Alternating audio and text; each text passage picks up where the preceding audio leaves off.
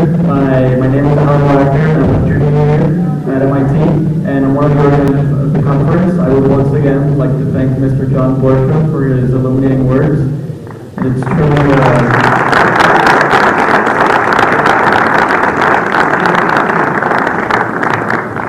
truly a great pleasure and honor to have him here at MIT with us. So we're going to move on to our last panel of the day, which is going to focus on entrepreneurs that are alumni, either from MIT or the technical school down the river at Harvard. The moderator of this panel will be Deepak Lamba-Nieves. He is part of MIT's International Development Group, which is part of the Urban Studies and Planning Department here. So thank you for a warm welcome.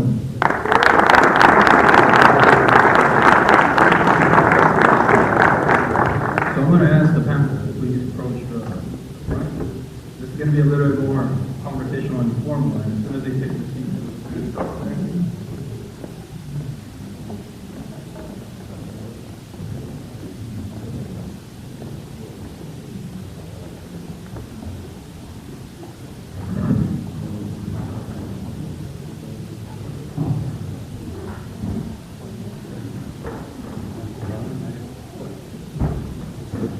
¿Estás viendo?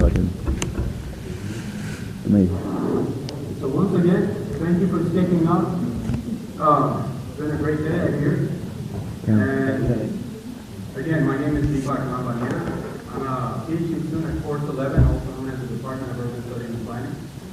For me, it's a great pleasure to moderate this panel and to share the stage with these wonderful gentlemen who have a wealth of entrepreneurial experience as well as interesting college stories that we'll start hearing about. They're also tied to Cambridge, mostly MIT, but to that other institution down the road that they call Harvard. Down there.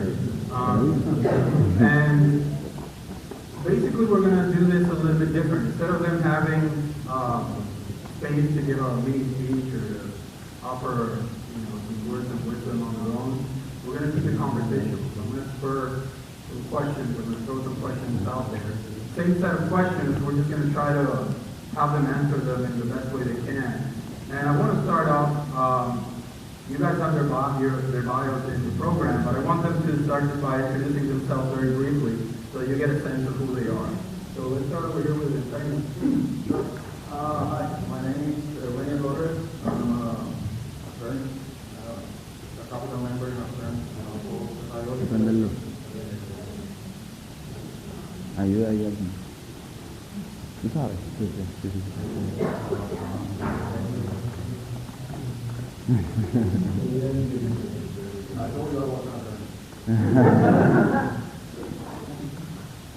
No lo aprendiste, ¿no?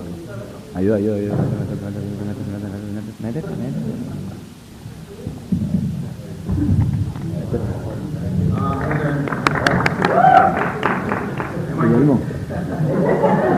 My name is Eugenio Torres. I'm a attorney at Puerto Rico. I'm also an MIT alumni for one in 93.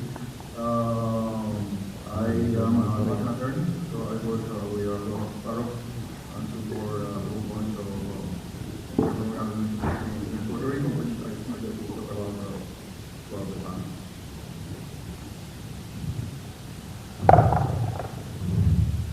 Hello, how you guys doing? My name is Fernando, Albertorio, and yes, I come from that shack down the river. I'm a first-time entrepreneur, and no, I don't know what the hell I'm doing, but I'm a co-founder of a company called Deepak, and we're helping talented authors, talented individuals who do stuff out of passion be discovered. So basically connecting their biggest fans and advocates to share on a platform where you can learn and harness the power of influence and motivation. Yeah, that's me. I have a very interesting background, kind of all over the place in science and chemistry and physics and all that jazz. I love entrepreneurship and what we're doing here. So it's cool. Aprenderlo. Yeah. MIT, right? I think it's a learning curve. Anyway, good afternoon, and thanks for sticking out. I was worried that at the end we might have like 10 people around here. That's the word for the day. My name is Manuel, Managing Director of Vision to Action. V2A is a management consulting firm in Puerto Rico. We do work with clients in many industries, particularly banking, insurance, pharmaceuticals, and some others. Our work is in strategic planning. We do work in operational improvement, cost improvement. And I'm going to answer Christine's question from this morning on the value proposition. We like to think ourselves as the McKinsey of the Caribbean. So hopefully you'll give me some time to tell a bit more on that story. But we are a management consulting firm, and my job more than anything else is the chief recruiting officer. So I can take resumes at the end, and we'll talk about that later. Hi, I'm Jason Borschow. It's the same Borschow name from John Borschow, in case anybody was wondering. I also come from down the river. I'm an 07 economics major. We had to call it concentration over there from Harvard. Although the truth of the matter is that I'm not an economist. People who don't have anything else that they really want to do study economics at Harvard. It's one of the government and economics are the two majors that you study when you really don't have anything you want to study. I live in Puerto Rico. I lead an organization called Abarca Health. I also have the pleasure of leading another organization called PICA, which is a small insurance plan. Abarca Health is a pharmacy benefit management company that's rapidly evolving into a health innovative technology company. And as you can tell, I'm a third-generation entrepreneur. Hi, good afternoon, everyone. My name is Jorge Ferrer. I finished my mechanical engineering degree at the University of Puerto Rico a while back. I came to the U.S. to work, and then I found that what I was doing was not really challenging. I felt I needed something more. I actually moved to Massachusetts, so I had this wonderful place in my backyard called MIT. And I decided to go back to school and finish I do a PhD. Actually, my original plan was just to do a master's degree. I loved it so much that I said, well, what the heck, a couple more years. So I finished my PhD in biology and engineering. And then, I took some time off after finishing my PhD. I wanted to travel around the world. So my wife, she quit her job, and I finished my PhD. So we were both unemployed and traveling. Because we knew that was the only time that we would be able to do that. And then when we came back, actually we ended up in Puerto Rico. We did goal of staying here. It didn't work out that well. And I ended up back here in a very interesting way. I was trying to find a job, I was getting very desperate, and sometimes I feel like I was lucky and I was at the right place at the right time. When this person, actually, at some point I was pretty desperate on trying to find a job, and then I started picking up the phone and calling people that I knew and trying to expand my network, and that was something really hard for me to do, but you have to do it. And I met this guy who, we were talking about something different, a different company, because I didn't want to do a postdoc, I really wanted to do some work in the industry. And then he presented me this idea about the technology that turned out to be Lumicell. And he said, we need a postdoc, we don't need a full-time employee. We're at MIT, we have these wonderful professors trying to develop this technology. We have the idea, but we need somebody to execute the idea. And that's where I joined. I actually came back to MIT as a postdoc. I executed the idea, and then we started Lumicell. And for the last 5 years, I think at Lumicell, we've been working 5 years, 2 employees. We are now in clinical trials, and the company is doing very well. So we're going to took the initiative to took up a bunch of questions at the same time, which is great. I want to start off by getting you guys to talk about your college experience. So what is it that drew you to a specific institution you ended up in? I know Jorge and I share UPR background. And some of you will have the privilege of going to MIT Harvard, but I want to know a little bit more about what drew you there and what happened there. I think we want to know what drew you to your major also, and what interesting opportunities opened up throughout that great and wonderful process of that 4-year degree or that 7-year degree or whatever. So please, Jason, why don't you start?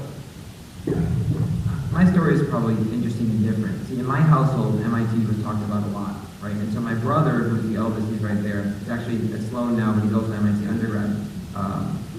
He was brainwashed into thinking he wanted to go to MIT. And so my father figured he would diversify the brainwashing. He brainwashed me that I should go to Harvard because we're only 1 year apart. So the fact of the matter is I was brainwashed into not going to MIT and going to Harvard. But I did take accounting at MIT 15501 when I was a senior, because they don't offer that stuff down the river. But truthfully, I'm not an engineer. I'm not a science-oriented person, although I thought I was in high school. I took one chemistry class in freshman year, and I looked around and I said, I stayed for about 20 minutes and that was it. No more real science classes, only Harvard science classes, which have funny names and so on, teach science. So the truth of the matter is I was interested in the liberal arts education, and I really wasn't that good at economics either. Right? I stayed in like the lower level economics classes. So it was really about the experience and about growing as a person, learning how to write in a better way. I think that's really what was important, as well as learning how to interact socially.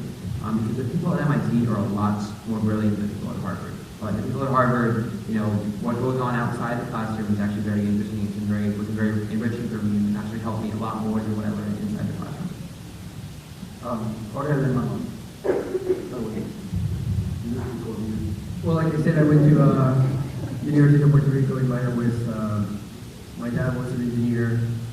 All his brothers, all my uncles, engineers. So I was kind of thrown into this engineering mentality. And I always been drawn to trying to figure out things, how they work. And I thought, mechanical engineering is the right place. So I went to the University of Puerto Rico. And then, like I said, I went to work a couple of years, and then I decided to challenge myself a little bit more, and that's how I ended up at MIT. I entered the mechanical engineering department at MIT because I was drawn into bioengineering. I was reading a lot at that time about new developments on devices and different technologies to help people improve their lives and improve healthcare. And that really caught my attention. So I went back. I went to MIT mechanical engineering.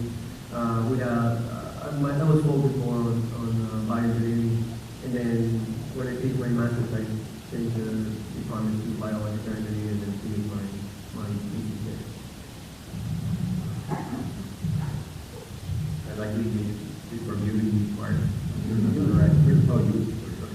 Anyway, my college experience. I kind of different from many of you. I knew I wanted to be a chemical engineer from MIT from like 7th grade or something like that. I had met somebody who was an alum, a friend of the family, and I kind of wanted to work from day one. Little did I know that I would be doing it for only a few years after school and something else. I did my undergrad and graduated in '89. The institute was very different from what it is today, and I had the great fun of walking around campus yesterday and seeing all these new buildings, including this one that was, I guess, very different from what it is now. And the student body was very different from what it was back then. But I did get a couple of lessons from MIT that I thought were very important. I think what really taught me was not the actual chemical engineering, which I used for some time, but really more about the problem solving and the way of thinking.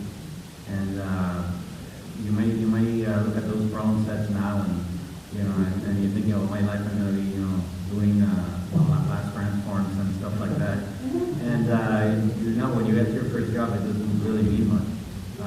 What it does is it prepares you to think and how to approach problems when you go later on in life. And a lot of the things that we do in consulting are really about problem solving. So that helped me a lot. After I finished, I went to I did finish in a good time. I was a chemical engineer from MIT, finishing when the pharmaceutical industry in Puerto Rico was at its peak. So I actually had the privilege of finishing something here that was very relevant to what's going on in the island. So my job was as good as any job I could have done anywhere in the States or anywhere else. So I went back and did chemical engineering out of for a few years. And then I realized as I was doing my work that a lot of the managers of the site were trying to study business and something different as they went about work, because really there's so much where the engineering would take you. And if you wanted to do something else, you needed to have that background. So I did my MBA at the University of Michigan. I went to a consortium for graduate study management. I don't know if you've heard of it. It's scholarships for minority students. And I did my MBA in finance and corporate strategy. And since then on, I haven't done much engineering, although it has helped a lot for what we do on a regular basis. So that's kind of my story. Cool. So I am a very curious person. I think I get that from my father. My dad is an entrepreneur, and since I was pretty much a kid, I got exposure to his businesses and helping him pretty much. He was working in the area of aviation, and so the pilot and also the mechanic. He had pretty much his own general aviation business in Puerto Rico. So I got to learn about entrepreneurship at an early age, but I also got to learn about mechanics and science. He's a big science nerd, and so that really opened up my curiosity for science. And so pretty much when I was in high school, I already knew that I wanted to become a chemist. So I got an opportunity to study chemistry in Puerto Rico and do research in the States. But I also, at that time, got exposure to some student groups in Puerto Rico who were doing community work, social entrepreneurship, when that was known as a thing, I guess, helping the community, general populace, learn about chemistry and learn and get excited about science. So I got involved with that throughout my 4 years as an undergraduate, working on those groups, and we did a lot of work with students and rural schools and even at Caribe and Monte in the mall, teaching just general visitors about all sorts of chemistry and fun stuff, nerding out. My education took me to then work for the government after I graduated in chemistry at the National Institute of Health. And again, I kind of got drawn towards that community development aspect. While I was there from 1999 to 2001, I had the opportunity to work with Dr. Shalila. She was then the Secretary of Health for the Clinton administration. They were really trying to understand ways of developing community for students at the National Institute of Health who were doing research there. I pretty much then, after my time in the government, went to do my PhD in chemistry and decided that after I finished my PhD that I wanted to do something different. And so I went to Harvard to do a postdoc in physics. There I really decided that I wanted to branch out and began being very curious about entrepreneurship here in Boston and what was happening in the tech world. And so I started just visiting the community events and kind of helping out in any small way I can throughout my time at Harvard while I was doing research and I was also teaching. And it just opened up a whole new world for me because I was always thinking about science, and I thought I was going to end up as maybe a professor at some institution teaching or doing research, and life had its twists and turns, and that's where I met my co-founder for Laboo, and really struck the chord of what he was trying to work on while he was in England. And so after a pretty short amount of time, I decided to leave the position at Harvard to go work at this company full time. And I guess the most important thing in my education is that I learned to stay curious and always be willing to learn. Because when you approach investors and you approach really people who have experience, you don't know what you don't know. And by being open-minded and being wanting to get that education and learning and that hunger for knowledge, really opens you to developing a great network that you can have mentors and gain that valuable experience from them.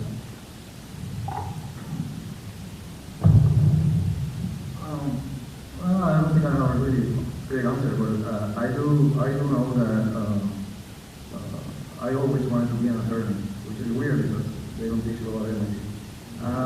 So what happened? As many of probably most of you in the audience, I was very good at math and science. Won several math competitions, and all of you guys probably do. That's the Harvard. I came for the first time to Boston in 1981 with my parents, and we were in a cab, and my parents wanted to see Harvard. I don't know why.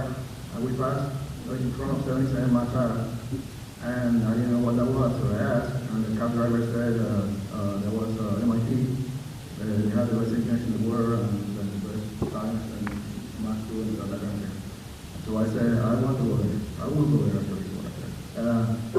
And he said, I don't understand why. I mean, I was a kid. He said, are you coming to anywhere? Yeah, I'm sure you will. No, I would. So actually that's what happened. And I came here, and I started in course 2, which for the other folks is mechanical engineering. Yeah. But at some point during my tenure here, I always, besides being an attorney, I always wanted to do, you might call that entrepreneurial if you want, to do stuff that, no other people were doing. So they opened up course 20, which was environmental engineering. So that was the first graduating class. So I joined that and became an environmental engineer, at least in bachelor. At that time, at that point in time, environmental law was very hot, super hot. So I went to law school and became an environmental lawyer. But I learned at that time, after that, which I didn't know before, that you don't enter opportunities when they're at their peak. You have to enter them before they explode. So I entered environmental law at the highest point, and now it's really bad to be an environmental lawyer. And I joined the biggest law firm in Puerto Rico, and we were 14 environmental lawyers. I was number 14, so I was so I decided to become a patent lawyer because there were 0 patent lawyers in Puerto Rico at that time. Now that's a good opportunity. And that's why there were 14 environmental lawyers in my firm alone, not only in Puerto Rico. So that's what I became, and we can talk about the rest of the week. So did any of you guys, Eugenio kind of hinted at this, but did any of you guys during your college days have an aha moment? Like, this is what I don't want to do, or this is what I really want to do. Not for all of you to answer, but if any of you guys have an interesting story to share about moments during your undergrad days that were like,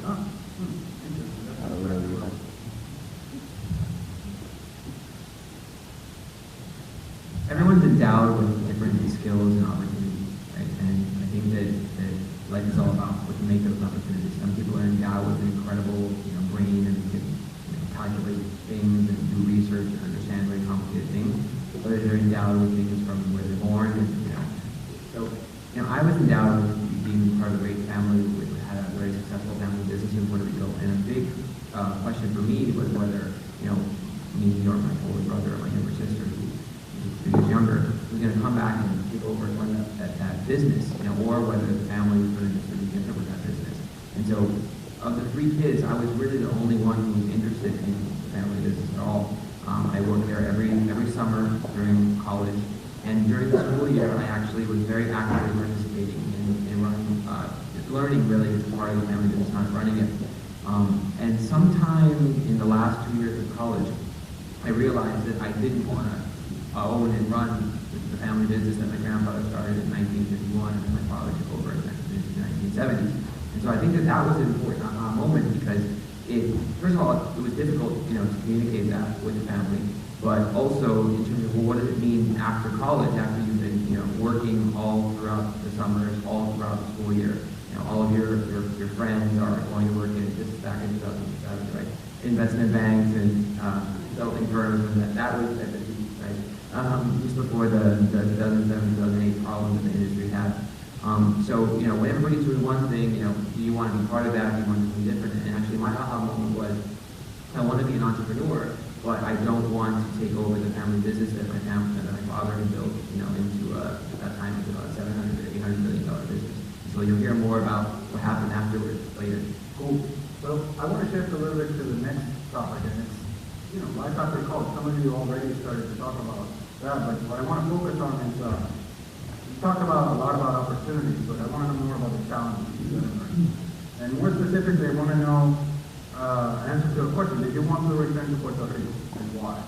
Yes or no, and why? And what were some of those push and pull factors that were keeping you from Puerto Rico or actually pulling you to Puerto Rico? And whoever wants to start.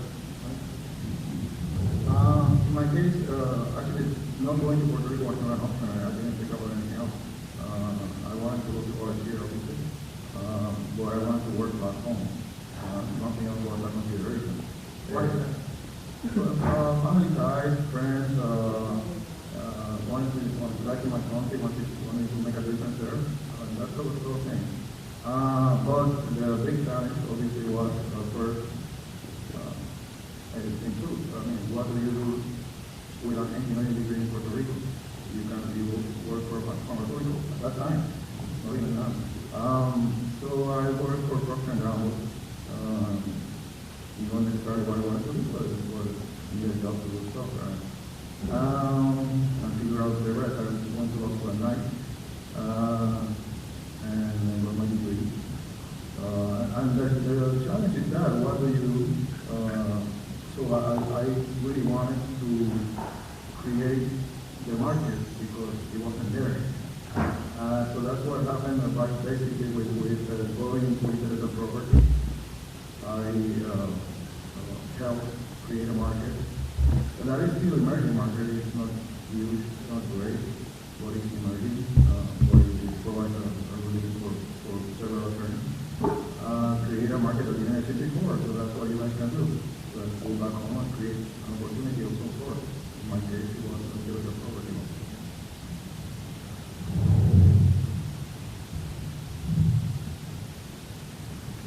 So when I finished my PhD and I went back to Puerto Rico, I spent quite some time talking to different folks in the government and different folks in the private industries, and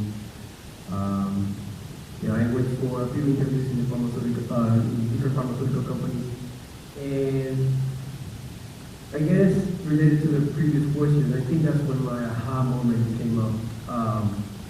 I went to these interviews on these pharmaceutical companies, and when I saw when they described what I was going to be doing, it was very shocking, at least to me. It was something I would not be happy doing. I would say that I would be miserable doing, bored, and wanted to get away as soon as possible from that kind of job.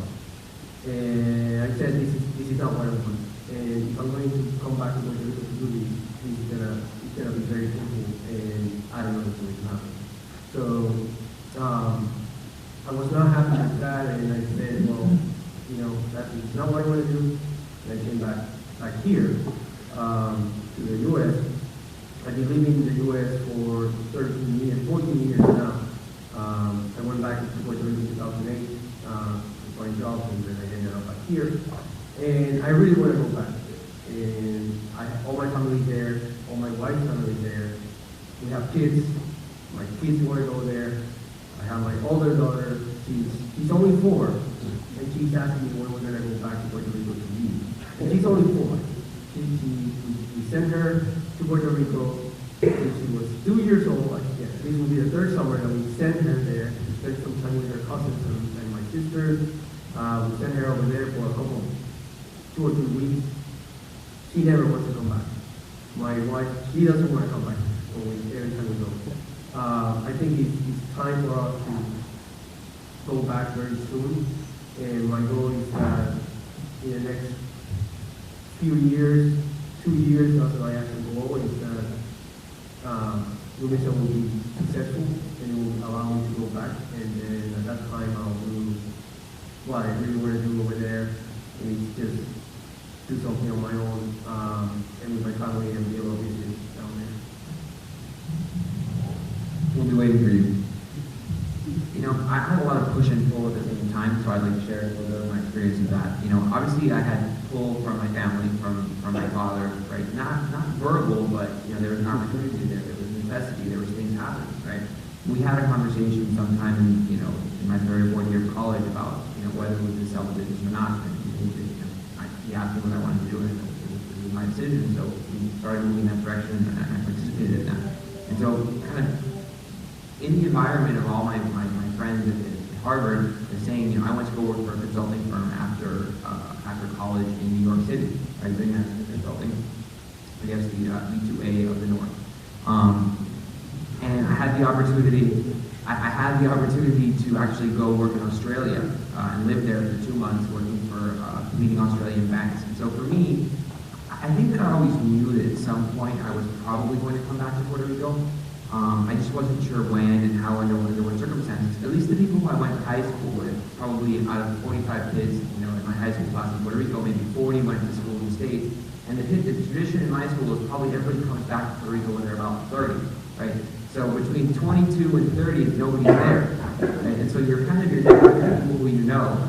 I don't know if this is something that resonates with any of you. They don't come back to Puerto Rico always immediately, right? They kind of go do something else, learn a different experience, be exposed to something outside of the Puerto Rico community, and then come back and either join a business or start a business or family business or a big multinational, depending on the situation. And so the problem is that, what I thought I was going to do and what actually happened was a little bit different, because the sale of family business became very complicated about 6 months out of college, and I was actually working remotely in Australia on that.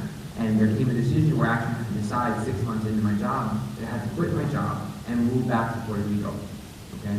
And so that was something that I was very unhappy about at the time, because I felt like it was, changing my plan. But the thing is that, that's kind of the way the world works, right? And you just have to be willing to take advantage of the opportunity. And now I don't regret it at all. I'm very happy in Puerto Rico. I'm married. I have my life in Puerto Rico, and I really don't want to live anywhere else. And my wife and I were talking, we don't want to live anywhere else. And so something that at the time felt like something that I was kind of had to do for some reason, in retrospect, it's probably the best decision. So it's kind of a little bit difficult to see things going forward and to make the best of these situations.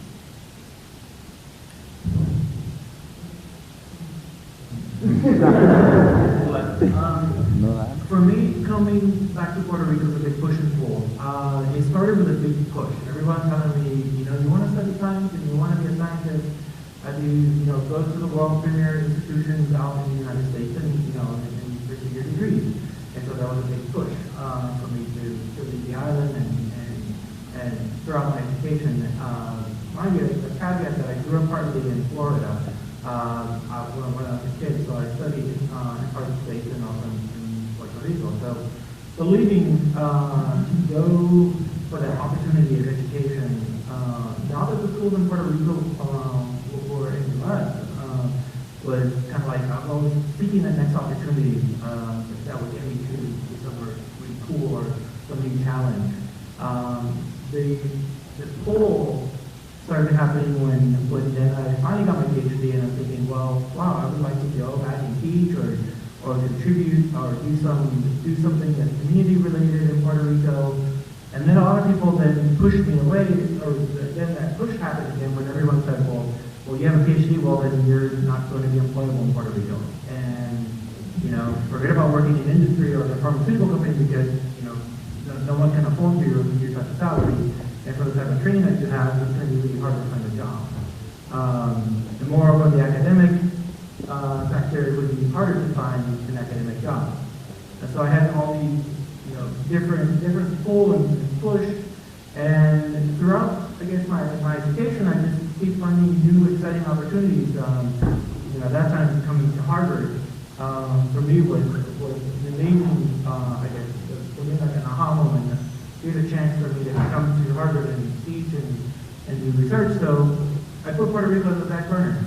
And again, now working on my company, as a co-founder,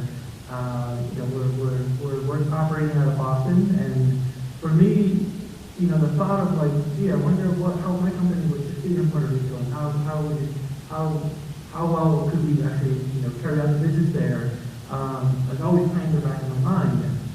So again, that pull to Puerto Rico is always there for me, and I think it'll continue to be there. For me, I experienced a very, very strong pull when I was a senior at MIT. I met a great raised with my wife. I've been married 20 years, and I have no choice but to go back to Puerto Rico. I just had to go back. So that was an easy decision. Plus, the job was, to me at the time, it was really interesting, and I thought it was a great decision. It was harder the second time around. I went for my MBA in Michigan, and after that, my wife and I decided we would look at opportunities wherever. So I had offers in Chicago, New York, and Philadelphia. She had offers in San Juan. And she had offers in Boston, Miami, and San Juan. And I said, oh, it's San Juan. So that's how it worked out. And it worked out for the best. What really kind of cemented, and I had an aha moment sometime after I had come back. I always had that thing that I could have done with other. I started doing consulting for Puerto Rico. I thought, it's really interesting work going on around the world, and my friends were telling me about some of the things they were doing, which were very interesting as well. And I had a really good friend who lives in London. He works for a management fund manager, and he looks at investments all over the world. It's the kind of person who's been to 85 countries and knows the business there. And he was in Puerto Rico. It was probably like a year and a half after we graduated. And he went to my house and spent Christmas in Puerto Rico with us. And at the end he said, you know what, you guys live in Paris. And I'm thinking, they're all complaining about it. And he said, no, you live in Paris. He said, and he started listing all the reasons why, of all the places he's been around the world. And Puerto Rico was an incredible place. So, I can't say, okay, I'm set. This is where we'll be. I want to hear a little bit about the guys who are not Puerto Rico right now, Fernando and Jorge. What are some of the key factors right now that are keeping you from being in Puerto Rico? I mean, you touched on some of them. I want to know, not just personally, are there some institutional barriers to going and moving business to Puerto Rico or moving there? Well, for me, there are a couple things. First of all, guys, they say Boston is the walking city. It really is. I mean, so in my case, I cannot drive a car because I don't have my visual acuity does not allow me to actually get a license in any state in the U.S. So that's one big driver. I want to be in a city where I can be independent, where I can get around, and having lived in the south of the United States where there's no public transportation, it really sucks. So when I moved to Boston, I was like, there's a train and buses, and I can get anywhere I want to.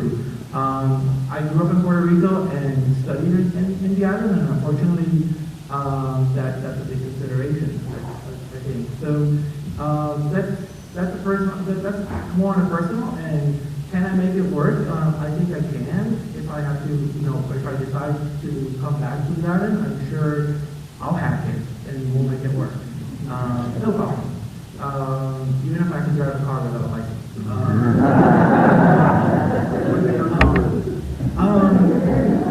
One thing that and I think it's something that was talked about, John talked about it in his keynote, is the culture of collaboration and the competition, and that kind of that greedy culture really needs to change. And when I moved to the States and I started working and had my first job, I was like, wow, this is an amazing difference in terms of the culture of people actually collaborating and helping each other, and so this is something that personally really touched a nerve for me. Being in the States, it's my bit of a personal experience there. And I guess right now, institutionally, in terms of my startup, we're based and operating out of Cambridge, where I feel at a very important point. We raised $1.1 million in the seed, and we're trying to really now make that raise for the round A and improve a lot of things. And so, right now I'm a Bostonian. Well, our company is also based here in Massachusetts. We're actually now in Wellesley. The founding CEO is Bostonian for 65 years. Our VPs are also here in Boston. So we grew up in Boston. We were launched from MIT. We have tons of collaborators at Harvard and different hospitals around the Boston area, where I actually established most of the contact with them. And I go and see surgeons, and there's something that I learned at least use technology, at least right now. There's a lot of eye-to-eye contact with these surgeons that is needed. And there's no phone call, there's no email, there's no video conference that can replace that. So I think right now the company, at least myself, has to be placed here for the company to be able to succeed. At least that's how I see it. I even consider, I'm considering right now having some options where I can travel and spend a couple of weeks in Puerto Rico and spend a couple of weeks over here. So I'm exploring that option right now, but I think that could happen maybe a little bit later. But right now, the stage where the company is critical that I am here is I am basically licensed between the company and the surgeons, which are our customers. They're gonna, I go to talk to them and I bring the technology that they like. I told them how it works. They see it. They have mock-ups of teach that we open up together and we stick the device in there and say, this is how it's going to work. And they say, no, it's not going to work like that. You have to change it. So there's tons of one-to-one interactions that I think that it will be possible to replace in every stage of the game in the company. Because the other option that I thought, and I just called the CEO, is that, we can hire somebody to do that kind of work to replace what I've done so far. I'm trying to basically replace that kind of carpentry that I do, and I think both of us, when I was explaining it to the CEO, I came to a realization that I don't think it's going to work. I was the one that put everything together and bringing in, and I have these relationships already with all these surgeons that I can bring in somebody else and, bring the company back, a year or so. So I think for now, this is where I am, and like I said, I probably, if we're successful and everything goes to plan in a year and a half, 2 years, I think I'll be going back to Puerto Rico. That's promising news. I want to shift quickly to an interesting topic, which is how did you fill out your entrepreneurial shoes? And why I ask is because, we can all come up with interesting ideas. I know I come up with ideas every day, but I don't necessarily make them work. And you guys did at some point in your lives had great ideas and you make them happen. Now, I want to know the good, the bad, and the ugly. And what was easy, what was not so easy, what was just horrendous. That, you have to grapple and deal with. So who wants to take the first turn? All right, I'll take it. Well, okay, the good, the bad, and the ugly? Yeah. Okay, so, wow. Filling my entrepreneur shoes, I think, is a work in progress and will always be a work in progress.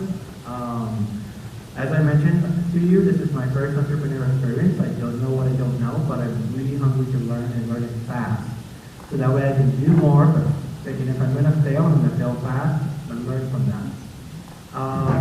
So one of the good things is that, well, as a scientist, you develop a really high tolerance for risk and pain.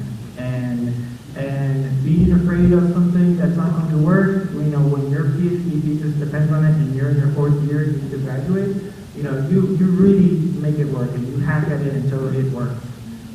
So that I guess the good thing is that mentality, that can-do attitude, bringing it every day and helping that be your A game as far as part of your A game is important. So that tolerance, that really be able to shift and work outside your comfort zone. And as they say, wear many hats, but not being afraid to work outside your comfort zone.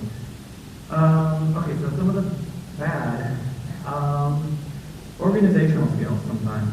Also, I've been a scientist for about 15 years, so sometimes I tend to think way up high and with no direct application, and I will take a mental vacation on something that I think is cool, but I gotta be able to bring that down and ground it into the business and how that's going to create an opportunity for us really fast, and how that basically contributes to basically, the company pushing forward. So that in itself has been, I guess, a kind of re-education and reshifting my way of actually working and going about some day-to-day stuff. So it's been really interesting, but I'll hack at it until I get better and better at it. So it's a work in progress.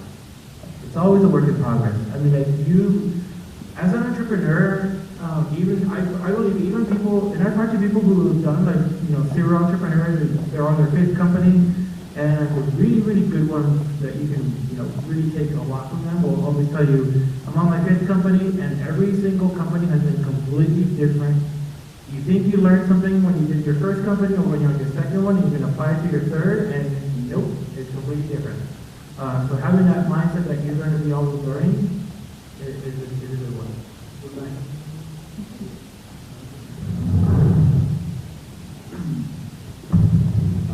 For me, the challenges were different. I was lucky to have a incredible management background, and I'm not an MBA because I did work 5 years at Fernando, with this sort of working MBA. And when I was in the first local forecast, the head of the environmental practice group was also the managing partner of the local, which was the largest local in Puerto Rico. So I could observe very closely how a local is managed. Because I had the background of Procter & Gamble, and I came from MIT for the teaching from So that part wasn't that hard. What was harder for me, and what's really hard, was a couple of things. First, law is a service system. I don't have intellectual property over what I do. I just have folks that provide service. Therefore, the human capital is the most important asset we have, and they can leave and take their mind with them. I cannot keep their mind.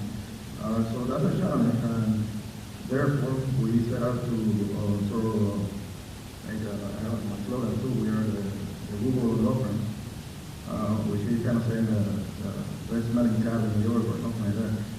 But because working at law firm is not fun. But we try to make it as fun as possible.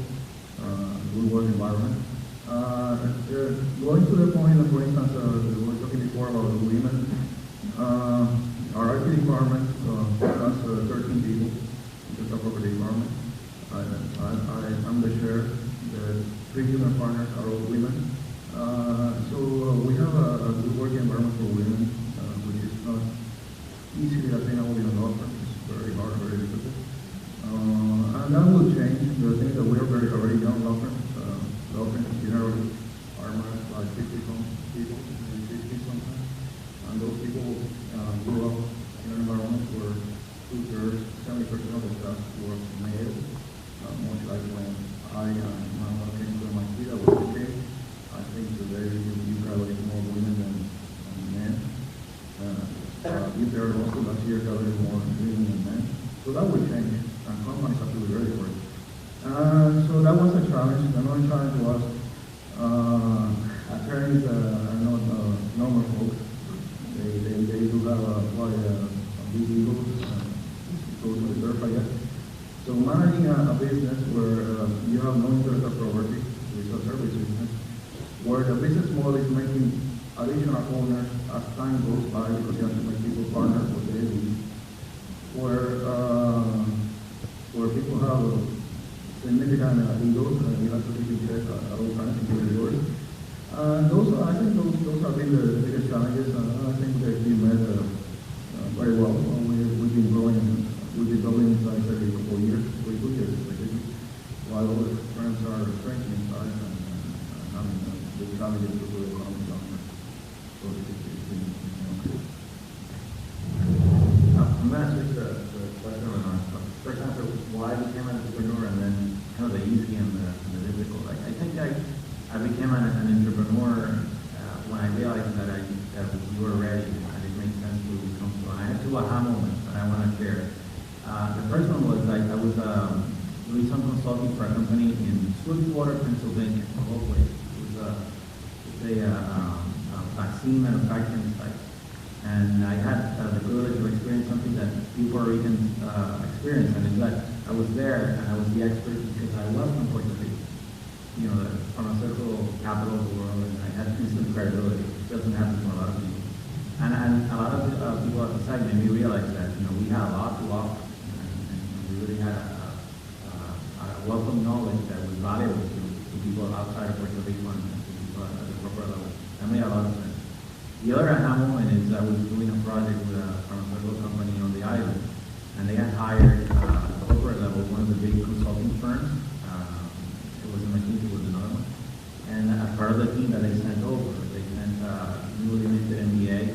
woman from, I think it was from Taiwan, very nice, became, a good part of the team. But I realized that we were working together, and I developed a really good relationship with this big firm, that we were as good or even better for the context as they were. And it just made me realize, you know what, we really can do this. And I think the point of the story is that entrepreneurs, and all the entrepreneurs I know, always say the same thing. It becomes easier as you grow, not more difficult. And talking about now the difficult and the easy, I think that the most difficult for me, and I know for me, is to start. The point where you say, I'm going to take the plunge. And I think in my case, it helped that I had already, spent some time in the corporate world to first of all build some stability in my life, and I'm gaining enough maturity and self-confidence to do it, to the job. The most difficult was, that first week when I said, well, there's no paycheck coming this week, and when you start, you realize, we're on our own, and I had some people who depended on me, who I brought in as employees from day one, and I had to pay for them, and starting on the kitchen table kind of on the first time, and getting things started was I guess the hardest. The easy part is growing, and I think once you become a little successful, success becomes easier, and I think you're going to say the same thing.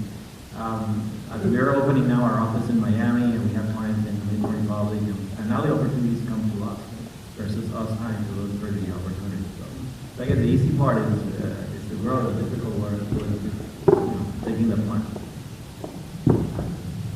I'll go back to the beginning of the question, but to follow up on what Manuel was saying, I think there's this credibility tipping point that as a new business you have to hit so that you can survive. And then there's that critical mass tipping point, right, that you have to hit to do something special.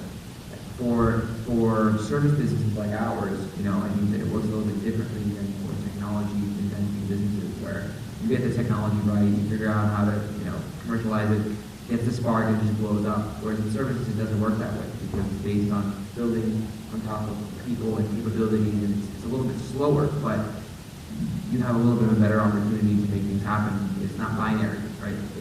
You have to constantly figure out how you're going to evolve the situation. I think that maybe in certain kinds of inventive technologies, you probably, I don't know that experience, but it would seem that there's a little bit less opportunities to drastically shift the direction, although I'm sure there are. Kind of taking a couple steps back, as I talked to you guys a little bit in the past of how I ended up in Puerto Rico in the situation I was in. Well, I was actually, one thing I would say is that for those who are looking to start being entrepreneurs from the beginning, right, if you're endowed with some incredible idea or endowed with some incredible funds or whatever it is that you're endowed with that makes you crazy enough to, start right out of college or even before college with a company, well, that's great. That's fantastic. And, if it works out, that's excellent. But at the same time, at least in my experience, I think that every day that I'm older, every experience that I have in terms of dealing with people, in terms of making mistakes, right, in terms of being exposed to different situations, really strengthens my ability to, in the future, to be successful. So, I had the opportunity to work with my father, selling the business, as well as being a leader of probably 80% of an $800 million company. I worked for the company that bought us for a year, and after that's when I had the opportunity to become an entrepreneur. But it wasn't a traditional opportunity like, okay, I have this great idea, I'm going to go get some funding and start the company. No. My father had made an investment a few years before in an idea that other entrepreneurs brought to him, okay? And they had started an insurance company called Pika with an internally functioning technology component to run all the back office of this insurance company, which only covered drugs. Fast forward 3 years after we sold the larger business we heard about before, and basically the company was in free fall, right? It was probably anywhere between 6 and 12 months from bankruptcy, okay? And it was because, how do I explain it? There was a large difference of opinion between the entrepreneurs that came to the company and, the family, okay? And so basically, they all left at the same time, and a number of employees left at the same time. And so basically, the company was stripped of all the people that were leading it, as well as all the key people that were running it. And so you basically had a company that had no head, no future, right, and was not financially viable. And so my dad said, okay, you want to be an entrepreneur? Good luck, right? And so, I think that entrepreneurship you know, in a MIT traditional sense, might be about innovation and invention, but at least in the way that I look at entrepreneurship, it's about how you take advantage of opportunities, specifically business opportunities and opportunities to change the world. And so I decided that if this was going to be my vehicle, to take something that was literally blowing up, right, and repurpose it into something else. And so today, you know, at the time the company had maybe 38 employees after they had left. Today we have 120, okay, of which 10 of them are in the Tika business and 100 of them are in the new Alarga business, right?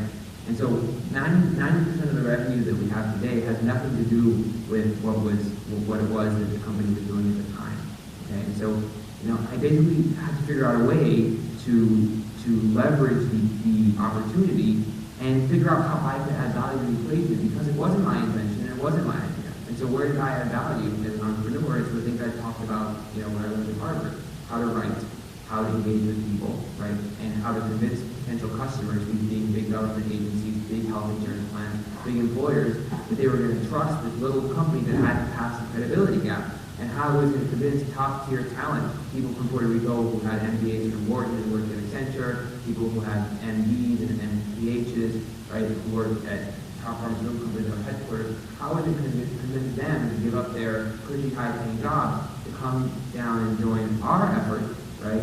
Because what we were going to do was different. It was actually going to be one of those things that blew up in a positive way. And so I think that it was very ugly and very scary in that transition between 2009, 2008, 2010. We survived, and you know, now we're probably on the verge of being the leading company in our business, and we've taken away business from all the big billion-dollar U.S. companies that were serving, invented that business, and were serving our customers in Puerto Rico. Could it have turned out very differently? Sure, but I think that, you know, with perseverance and, you know, a little bit of personality, you can do anything.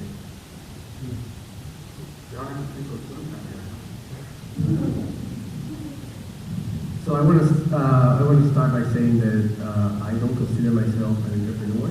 I mean, I'm starting a company with some folks. However, like I said, it was not my idea. I was brought in as a postdoc to execute the idea of launch a company. And some of the initial decisions about the company were made for me. So I didn't have to make tons of decisions, at least at the beginning of the company. My role in the company, you know, as employee number 2,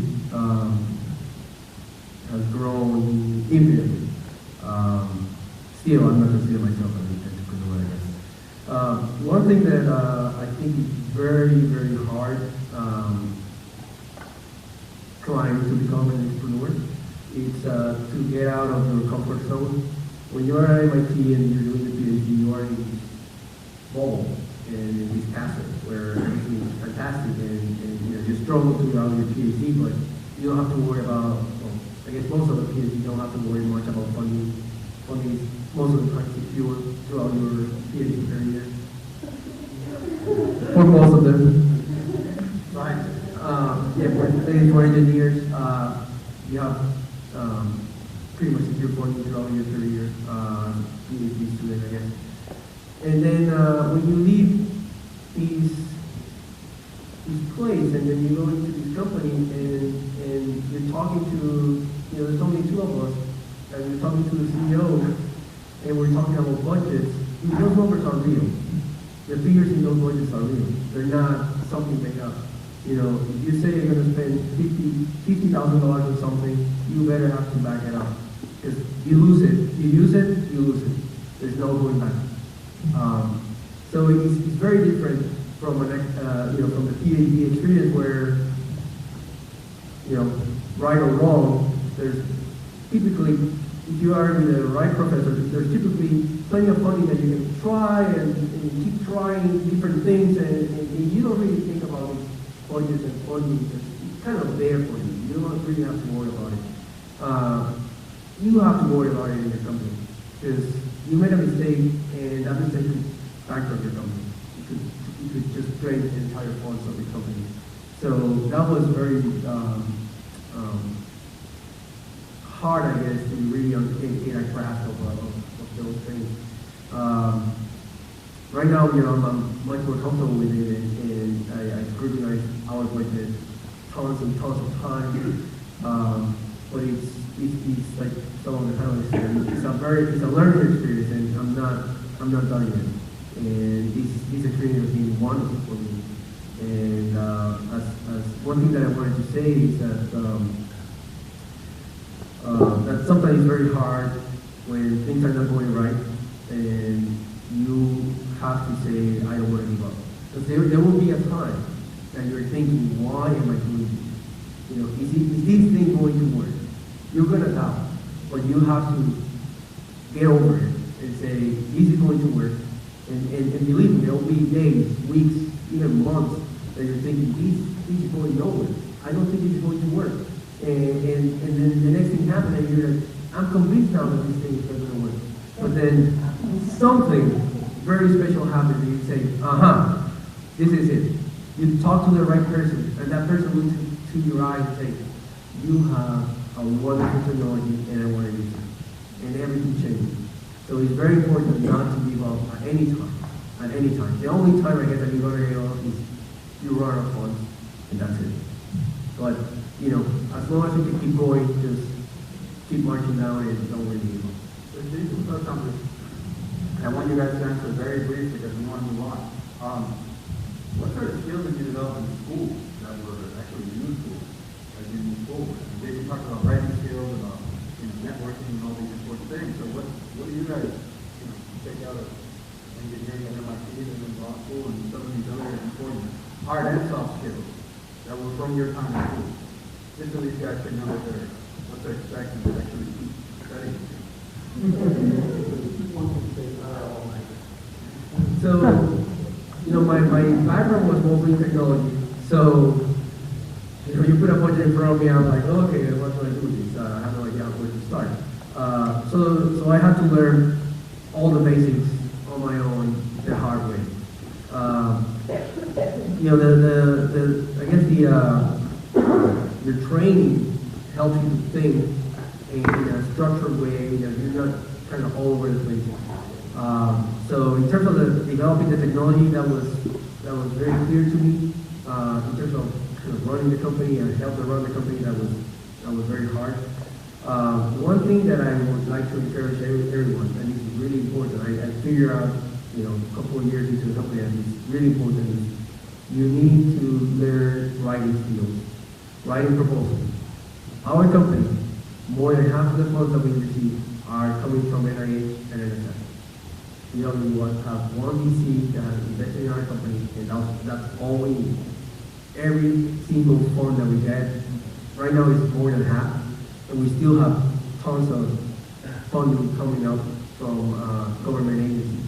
So it's very important that if you have a chance to write proposals with your advisors, you better take those chances, because they are going to come very, very handy. And that's something I didn't do on my PhD. I helped my advisors just a little bit.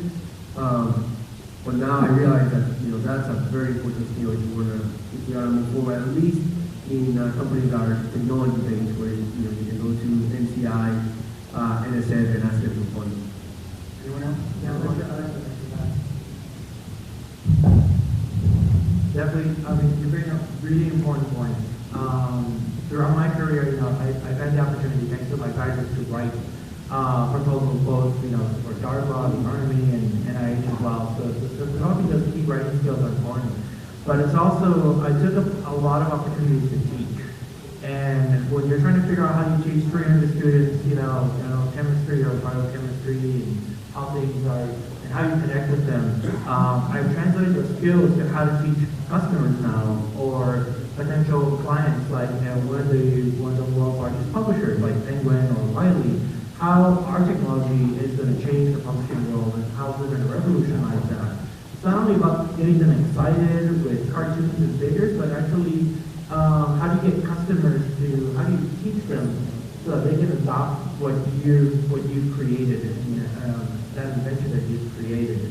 Some of the hard skills I would just summarize, you know, physics, there's a lot of data analysis, and basically I use those skills in physics and interpreting results and experiments and being objective from a science point of view, to then translate those into how our product is working objectively, scientifically, when we make a change, Are we doing experiments that are live, and what data are we getting back to the product team so they can iterate and improve on the product?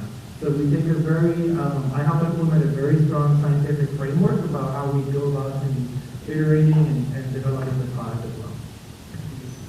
One last note, for those of you who are still paying attention, just kidding.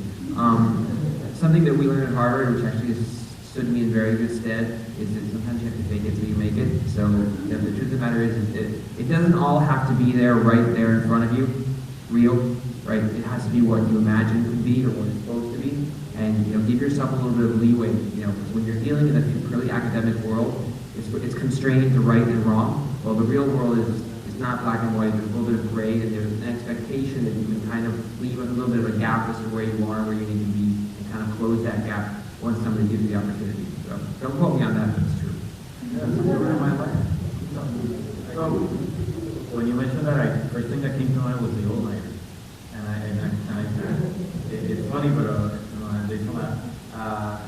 Working hard. I think that I mentioned the soft skills and problem solving and all of that, which is very important, but the work ethic that you develop at schools, especially schools like we're talking about, help a lot because it translates very well into what you're going to be doing in your job.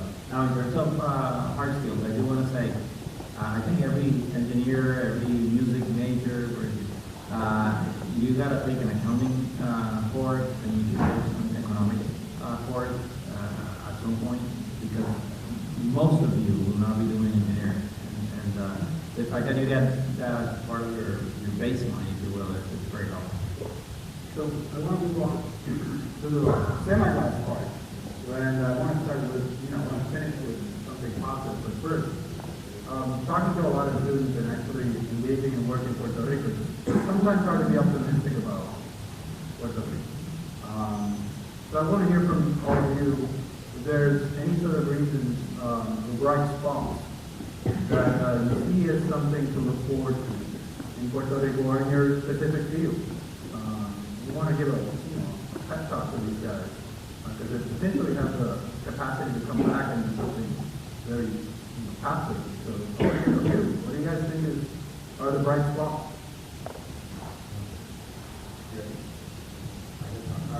I'm very bullish. In fact, I'm a half glass, half full kind of guy. And it's interesting because all the companies that you heard during the day today, they're all being growth companies. And we've all grown through 6 years of recession. So that gives you like Sam Watson said, I refuse to participate in this recession where we all of us did. I think Puerto Rico is ready for a boom. And I'm a subscriber of John's philosophy and a participant on it.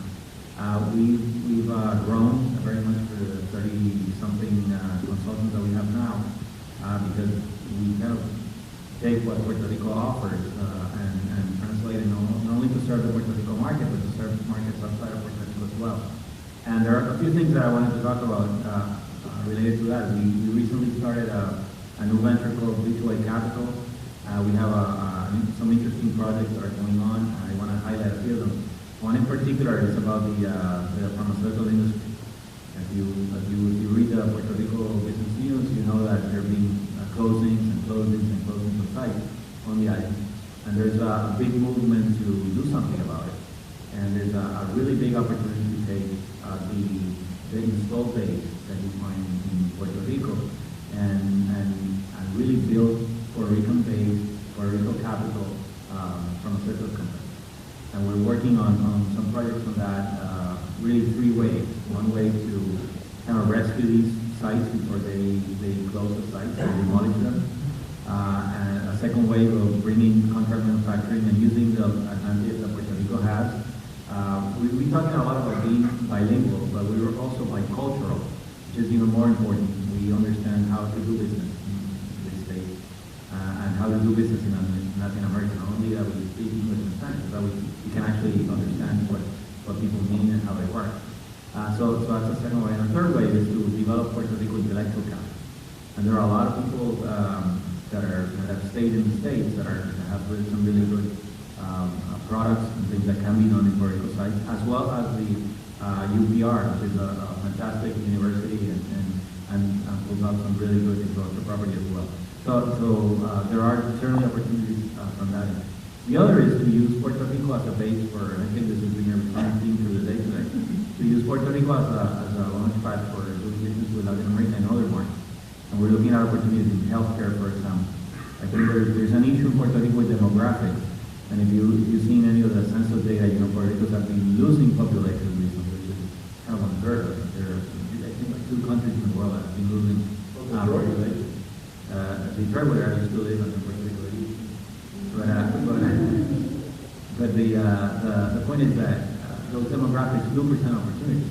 The Puerto Rico population is getting older, and there are some very important unfulfilled opportunities out there in the market that we can tap into, especially on the healthcare side and on the services side related to that market that can work for Puerto Rico and also for the rest of Latin America as well. So going on, I think it's kind of a land of opportunity. So I'm participating in the healthcare space as well. The healthcare space it's not recession-proof, but it's certainly very recession-resistant. It's kind of one of those things that people need. And in all countries of the world, even our own, it's financed in part by the government. That has good things and not so good things. But you know, government is your biggest business partner in healthcare because it's part of the social contract, right? It's not like consumer good per se. And that has its complications and its challenges, but it's both federal and local government. But the truth of the matter is the pie hasn't been getting that much bigger in healthcare, right? The pie in Puerto Rico hasn't been getting that much bigger. So growth is, by definition, unless you're inventing a whole new type of cake or pie, right? You have to take somebody else's piece of the pie, right? Now, from a short-term perspective, you know, that may not be constructive for an economy, but if you're taking the piece of the pie from someone who's using employees and capital and using most of those resources that are being paid in our local economy somewhere else, and I would say 80% of the business that I've grown, the competitors are U.S.-based companies that employ 2 or 3 account management people in Puerto Rico, right, and 10,000 people in St. Louis. Well, frankly, I don't care about St. Louis, right? They're not solving our problems in Puerto Rico. So maybe they lose 3 jobs in Puerto Rico when I take the business from them, but I create 40, okay? And so, I mean, that's a form of import substitution. Import substitution per se, just in terms of I'm not at all in favor of protectionism in any way or favoritism to the government, local companies. It's not based purely on merit. Okay, so but having said that, if entrepreneurs can target companies that don't have foreign or multinational companies, U.S. companies, that don't have significant local investment and significant local operations, which is a totally different thing. If they're just coming to pluck pieces from our pie, right, I think that they're fair game. And there's literally dozens, if not hundreds of opportunities to grow in that space, okay? So I think that you have to also realize that Puerto Ricans want to help out other Puerto Ricans, okay? And they want to help out young people as well. And even though it sounds like there's no jobs, there's no opportunities, I know tons of people in the business circles that I work with that are always dying to find talented people. They'd actually be willing to get rid of some people in their companies that aren't that talented and hire you, you know, because you're talented. And you know what? They're probably willing to pay you more than you think. You just have to negotiate a little bit. So, you know, the truth of the matter is the opportunities are there. Abarca is hiring. We have 11 interns this summer. One from MIT, I think there's a possibility to 12. We're probably going to hire 50 people this year. So if you're interested in coming back to Puerto Rico, please, you know, give us a call. Our recruiting managers here. You know, we're interested. Why that's the word.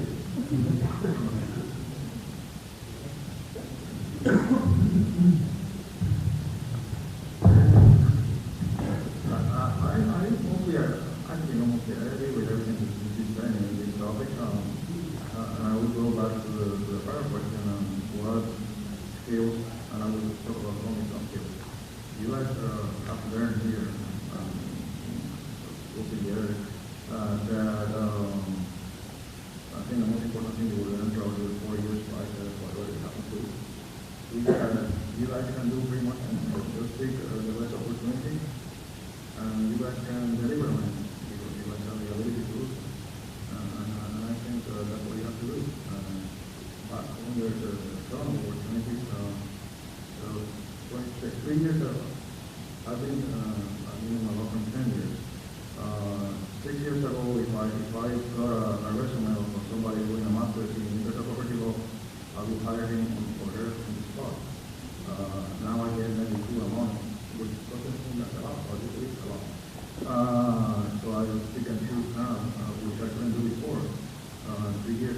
began teaching intellectual property law here in the University of Puerto Rico. Somebody said, why are you studying this? Why you study law? Why are you studying competition? I said, I'm not studying competition, I'm not studying the market. If I complete by myself, what good is that? So you guys have tons of opportunity that have to work very hard. I work harder every year than the prior year. Pretty much on the hill, travel the world, travel a lot. Two people are business on one side of Puerto Rico. Puerto Rico is very small. So there's a huge market outside of Puerto Rico that you can exploit. And these opportunities that we have discussed. And one and before. I mean, we have some opportunities, not all opportunities, you just have to exploit them.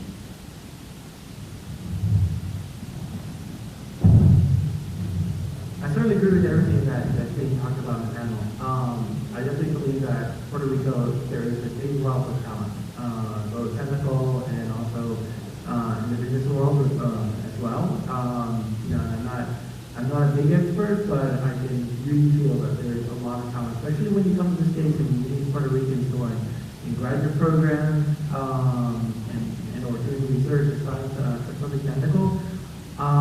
The Puerto Ricans will always be known and will own the room anywhere they are, and have that, I don't know, have that go-getter attitude, and also along with their social skills.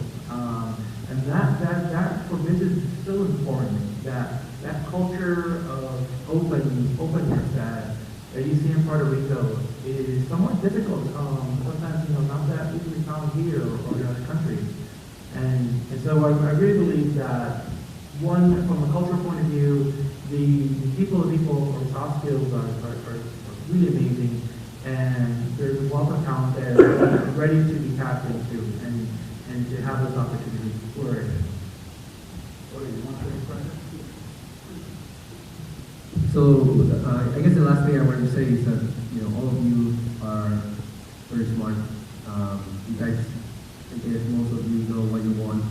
And if you really try, I think you will get to your end goal. One thing that I wanted to say is that one thing important if you want to start your own enterprise is to find the right team. And this is something that the previous panel touched a little bit on. And that's based on based on my experience. We have an excellent team, and one thing that I found, or I've been learning, is that many times investors, they don't invest on the technology, they invest on the team. And if you guys have an idea, you better find a good team that can support that idea, and tap into every single person that you know, and try to expand your network, and find the person that you think they're going to help you take your idea and your enterprise to the next level. Pretty good. Questions from you?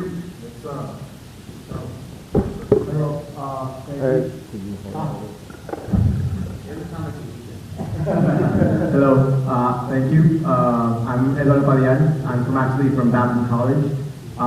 So we're in an entrepreneurship conference, and someone said that he's not an entrepreneur. So it's a little gay for me, but I actually would say that you are. Someone I think you would say that because you still have an unfinished product in the market. But I would say no, you're getting your hands dirty. For you guys that have been running a company, do you see entrepreneurs, those who are on the top or have founded it, or you also see it inside the department? For example, I would say for B2A, you have each consultant is an entrepreneur because they have to find an opportunity to solve the problem. So where would you find it, or what way would you rank them if there is, or how would you define the entrepreneurship under these circumstances? Yeah, I think that, not answering your question directly, but you don't have to be an entrepreneur. You don't have to start out owning your own company, right? You can be constantly an entrepreneur in process, an entrepreneur being built. I felt like I was developing as an entrepreneur while I was working for my father's company, while I was working for Cardinal Health, right? So to answer your question, there, you you don't know who's an entrepreneur and who's not. But when I ever interview people, one of the questions I ask them is, you know, where do you see yourself in 10, in 15 years? And whenever somebody answers the question, they want to have their own company, they're hired, right? Because I would like nothing more than they come to work with us for maybe 3 to 5 years and then decide to do something on their own. Because there's a certain kind of passion and ownership and caring about what you do that comes with the idea of entrepreneurship. So I think that they're very compatible, and I think it's a great point to make. The entrepreneur is having something on your own, and that is, and you can feel like an owner even if you're not. Right? The thought of being an entrepreneur, and I feel just like Jason said, I've always been an entrepreneur. I just didn't know it because I was with Ernst & Young, and a lot of the services and products that I developed then are mine now, and I have it on my own company. But I always had that mentality that it was my business that I had to run. So, you know, whether you go through a funding cycle or do the whole entrepreneurial thing, that's fantastic. But some people only path.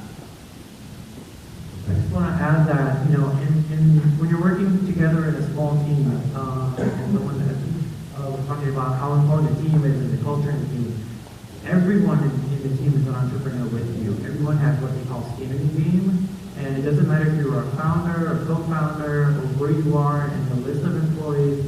You're in that team, and you are so important. And pivotal, you know, everyone, you know, there's no such thing as like you're like the most critical part of the company, and you don't want to be there because if you leave the company, you want the company to succeed without you.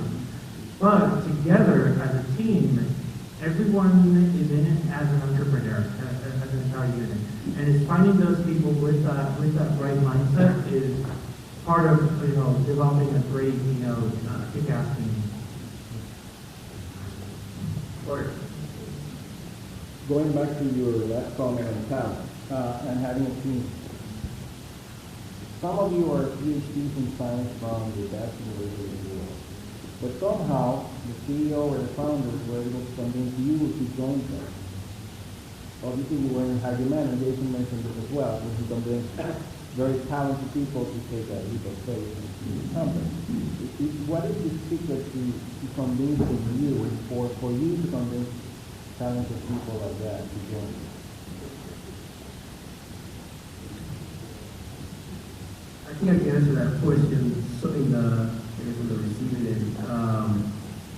The technology was presented to me by the CEO. At that time, there was no company, so, you know, this person. And then he had a great vision. And he only had to tell me that this is going to save, you know, hundreds of thousands of people going to cancer surgery. And they have talked to many surgeons that this is the technology that they need. We just need somebody to do it. And basically he said, you are the person that is going to drive me. And that basically convinced me. And putting it in perspective, at that time I was actually considering a job offer from, you know, by a technology company around this area with a, you know, much better salary, much more certainty. And I decided to go back and do a postdoc just because I believe on what he said, and I believe that this technology could work. And he's basically told me, you are the right person to do it, and I need to believe you. And I think you have to be honest, and you have to present your technology, or you have to present your idea very clearly to the person, that, and you have to make that person feel that you're going to be part of building the team, building the company to make it succeed. And I think that's what really convinced me, that I was going to be part of this team that's going to be something special. I think it's a fantastic question. I think that in my experience, the ability to execute a vision and be confident in that vision and be passionate about that vision has had a lot to do with it. I think that if you take one step back, you know, before that person is sitting across the table or on the other end of the phone with you with an email, finding the person and targeting the person is actually not such an easy job, right? You have to have a really creative and dynamic recruiting ability. And when you're just one person starting a company, you don't have the recruiting ability. And you have to have a network, right? You have to be networked. It's funny because the person who I hired to be, you know, the second in command of the company, actually met him because I was at a foundation for Puerto Rico fundraising event for Comprometidos. We were having like wine and talked to her 5 minutes. And it's actually Carlos Cobian, who's sitting right up there. It's a friend of his, the gentleman. with an MD and a PhD and was working in the States and Latin America. And I said, this is who I am, this is what I do, right? And my dad wanted me to meet him. And he says, you gotta meet my friend X. And that was the end of the conversation. He sent me his LinkedIn profile, right? And I got in touch with him. And there was a 4-month process of back and forth. So but before you get into the vision, it's about actually taking advantage of the opportunity when it comes across you and actually taking advantage of it. And so it's, one thing that hasn't been mentioned here, but you guys really have to recognize, a little bit or a lot of success is about luck. Sometimes you can have really good luck, and sometimes you can have really bad luck. But usually you're going to get a little bit of both. So when it's good luck, you have to take advantage of it, and when it's bad luck, you have to realize it and figure out how you're going to get around it. The third part, okay, so after you've convinced on the vision, depending on the person and where they're coming from, and what is their opportunity set, and what is their current situation, you really have to align the incentives, right? Because not everybody, especially coming in at that level, is looking for the same thing. And so in my experience, the way that I convinced this person to leave his really, really well-remunerated job with an incredible career path is basically by treating him as a partner, okay? Not necessarily a partner who brings financial capital to the business, but an intellectual capital to the business. Intellectual capital partner to the business. And so if you understand what drives that person and what it is they're looking for, you can create an incentive structure, either through equity, through other sorts of non-financial compensation or compensation, that motivates that person to make that decision to join you. It's really important because you have to structure in such a way that if the success happens, the person is going to win the day. I guess I'm sure the answer was super well. We should sort of the results I had. Regarding this, I have hired a bunch of attorneys from other firms. Obviously, we began with our own resources. Eventually, when the growth, spectacular growth stage came, and there's some lateral attorneys with experience, and with a very well articulated vision. They moved, and I said very well articulated because in some instances they took a rate cut of 50% rate cut, which is significant, difficult to live with. And no part of the discussion was either mentioned about money, because as was talked about this morning by Marcos and others, it is not about money. The money is you do things right, the money will be there, and actually it's been there. The folks that move within a very short amount of time are making money, they make move. So I mean, that's it. If you believe in the mission that's been the vision that's been articulated to you, you will be able to do that. And that's how there's coming people to do this. And I wanted to add, not that I disagree with the love part, because we look at some point, I sometimes in the firm, I say this in some meetings. The secret of my success is in love. I've become very lucky. In fact, I working 7 hours a week.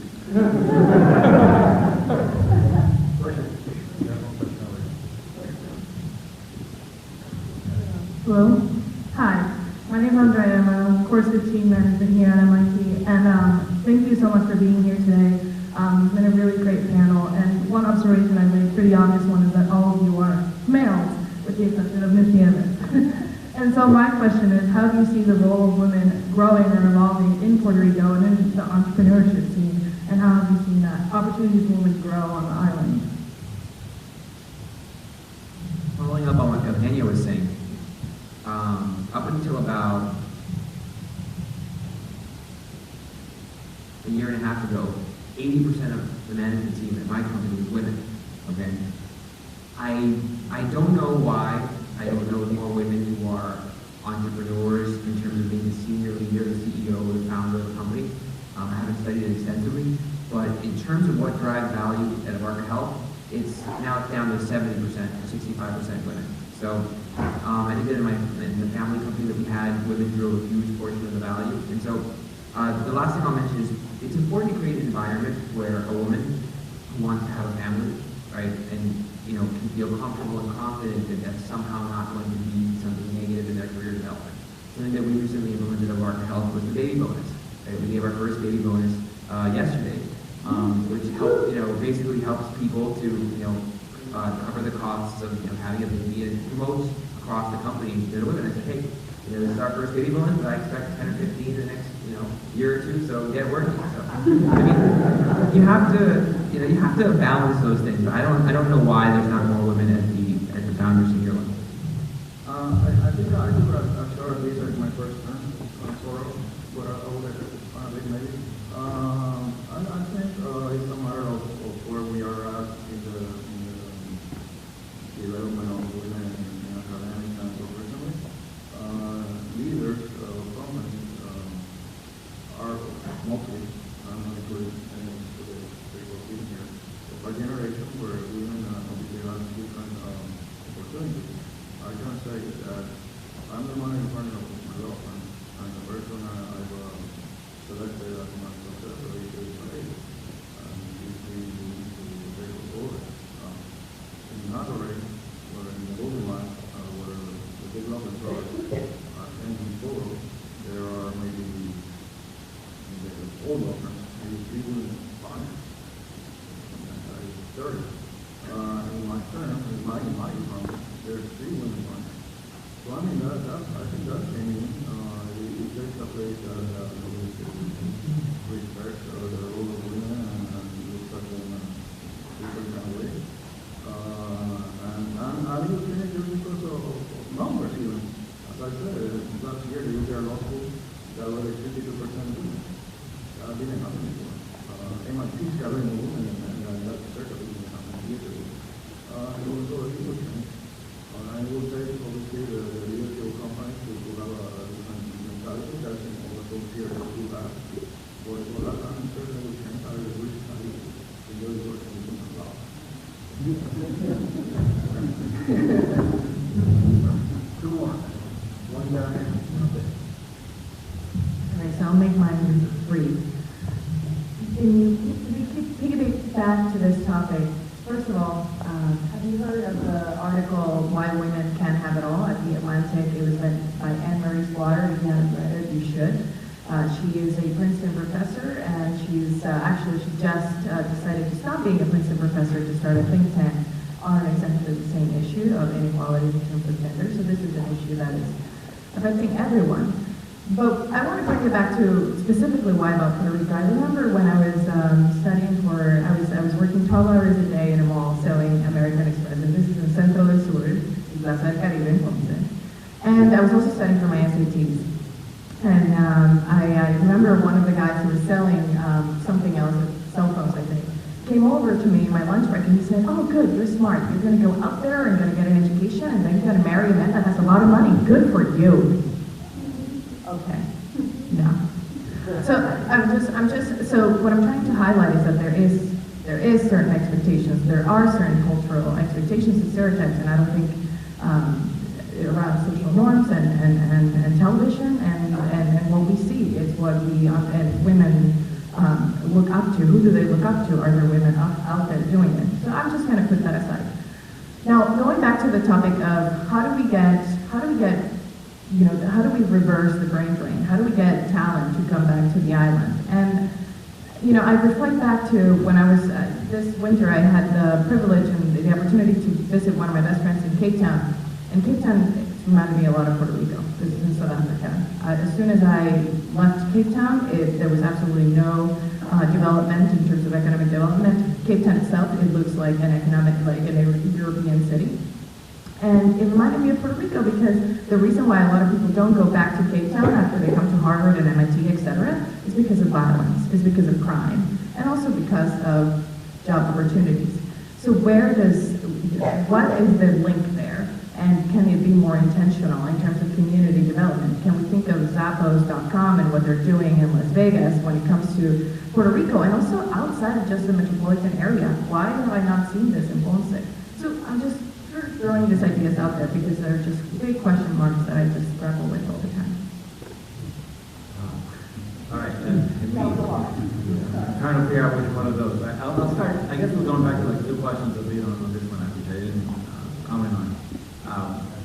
At the end of the day, the whole issue on talent, on having the right team is so critical to be talking about.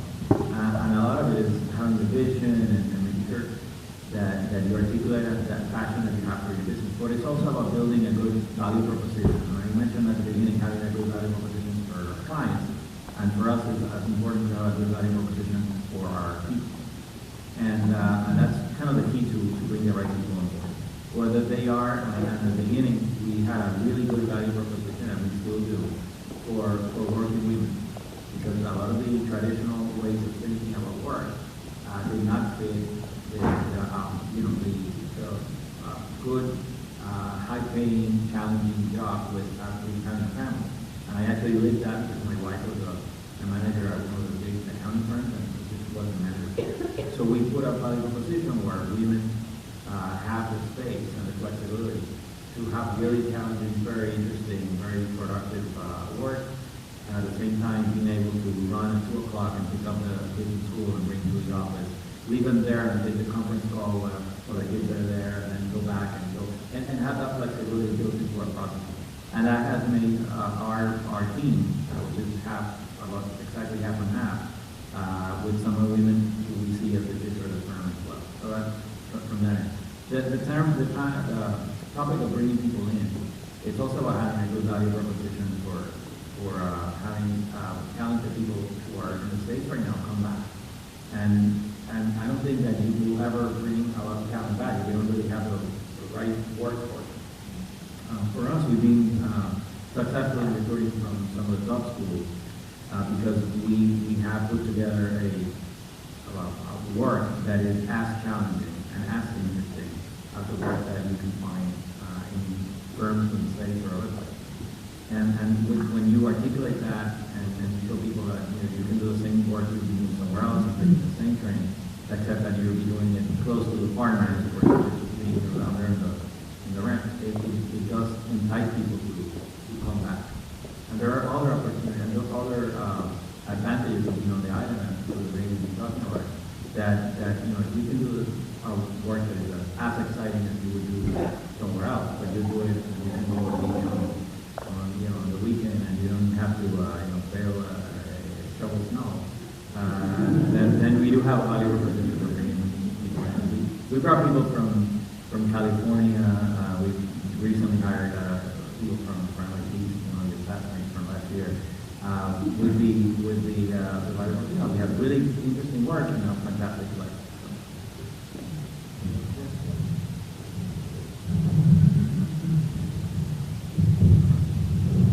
So I just want to touch on the subject of women. In our company, almost half of the team are women, and I think it starts with awareness, first and foremost, and also then developing a safe culture around diversity and embracing that. And if I'm not necessarily an expert, but I'm willing to learn and get involved, and actually I'm working with 2 entrepreneurs, ladies who are working in a group here in Boston to help empower women in entrepreneurship, because I just really want to dig in and learn about that and how I can help with their endeavor, and I think it's really cool. The reason for this is because I've been in academia for again, about 13 to 15 years, and I've through a lot of my friends who were female, going through that PhD experience, not having that safe environment for them to start a family or for other reasons, really struck a chord with me. And so I carry that, and I want to bring that to my organization and put that front and center so that basically everyone in the team is aware and to do more, not just talk about it, but to do something actionable with it. I guess I want to go back to talking about how you convince someone to leave what they're doing to join your crazy idea, your venture, and join your startup. I think it starts with striking a chord with them inside, somehow. And we've heard about value propositions, and we've heard about communicating vision and everything. But if somehow you can strike that chord that's within them. And for me, I can share that what happened with me is when I met Chris Howard, who is the CEO of my company, and he was sharing with me his idea, his vision for the Rue. It struck a chord in the way that I experienced the same pain of trying to be discovered as a researcher. every year I would write about 3 to 5 articles in various journals of science, and only to find out that only maybe 2 or 3 people would read the articles and know that, well, they're published. And so when he talked about the pain that the publishing world and the whole transformation of what's going to happen there, and how we're now in a third leg of publishing where basically, now the reader is more empowered, I could really connect with that. And so that really struck a big chord with me, and in such a way that not only did I feel that pain, but then my value was, or the value of opportunity was to be an equal intellectual contributor to not only the vision of what the move is going to be, but also what the technology would be as well. And so that made me, that basically lit such a big fire inside me to want to leave Harvard and jump on board on this venture and on this idea and push it as hard as I can forward. Two quick ones on the topic. Number one, I think that these companies like ours, when we're recruiting people. Doesn't matter if they're men or women. So whoever shows up, whoever we find, we're going to hire. The second, and if there's not a market for women, well then companies hiring women is going to be slightly cheaper, etc. So first of all, second of all, strike the question back out to you. If you can't think of Puerto Rico as a society, right? Every business is different. Every business is full of individuals. So opportunities are not collective, they're individual, right? And what I'm trying to say here is you just have to find 1 or 2 companies, right? Or 3 individuals who think in a certain way. It doesn't have to be all of Puerto Rico to make opportunities for you. So what I throw it back out at you is, I see an opportunity here. Why doesn't somebody start a rating system where a website or like Monster or whatever, on LinkedIn, where you can rate how women-friendly a company is, and that way you can have the information, right, knowing which companies are friendly to women and which are not, and people will gravitate towards those. Entrepreneurs, go. Hi, my name is Nancy Eden. I'm a grad student in biological engineering, and my question is about how do you think your degrees from Harvard and MIT have helped you in succeeding in entrepreneurship, and whether that was more a function of the name of the school and like how it got you into different opportunities, and how much of that was the people that you met while you were here in Cambridge and the network that forms around these 2 schools. And then also the other question is, how can that be translated then to Puerto Rico, the people that don't have the opportunity to go to big name schools here in the US? How can we take kind of like the opportunities that we have here to them so that they can be successful in their new enterprises? I think somebody will have a better answer than me, but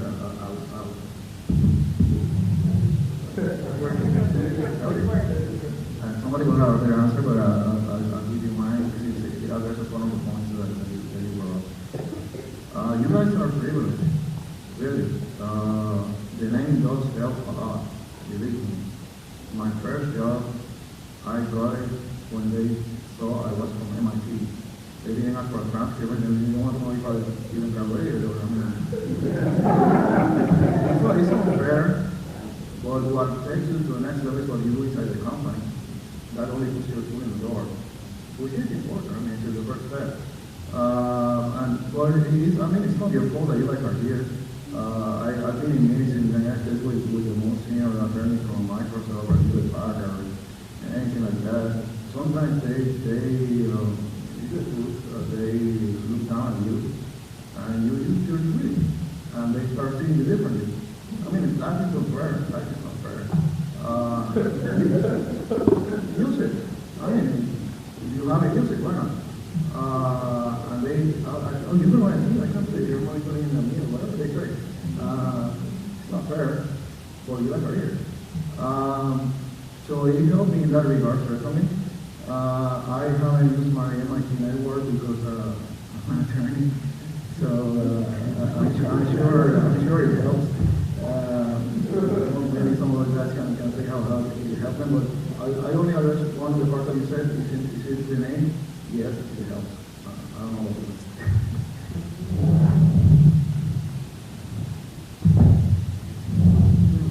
Okay, so the name game or dropping the H-bomb really doesn't. It does. It'll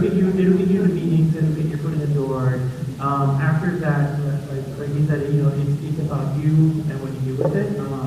I apply my being Puerto Rican, and you know, I always let people know I am Puerto Rican, because those are the people skills that you have through your culture, through your experiences. You don't get that from a diploma, I guess. You know, you really get that through experiences that you go through when you're doing all your studies and all your endeavors. Regarding your network, it is the most important thing that you can be doing right now, and cultivating and maintaining that a living network. And by what I mean living network is maintaining those connections live, even if it's just being helpful, checking in every once in a while for a coffee for just no reason or whatsoever, but keeping those people that you meet along the way here in Cambridge and in this area, or wherever you go, just keeping those active. That's the network that you're going to be drawing from when you're working on your idea, your venture, and you need advice or may need some connection to another person. So like, I can't stress how important that is. Anyone else? I guess I agree. It's interesting because as I was listening, I have no network from MIT days. And there are a couple of reasons for that. First of all, my network's scattered. Everybody went somewhere else. And this is pre-internet. So there was no place on it. It's interesting because lately I've been trying to find some of my friends from back then. I do have from graduate school a fantastic network of people who I tap into on a regular basis, and it's very, very well.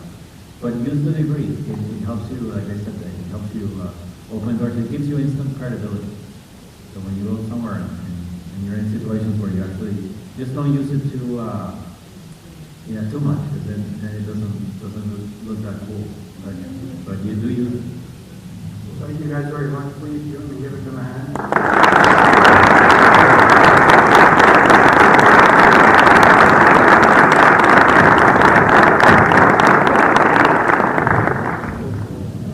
Thank you, Deepak.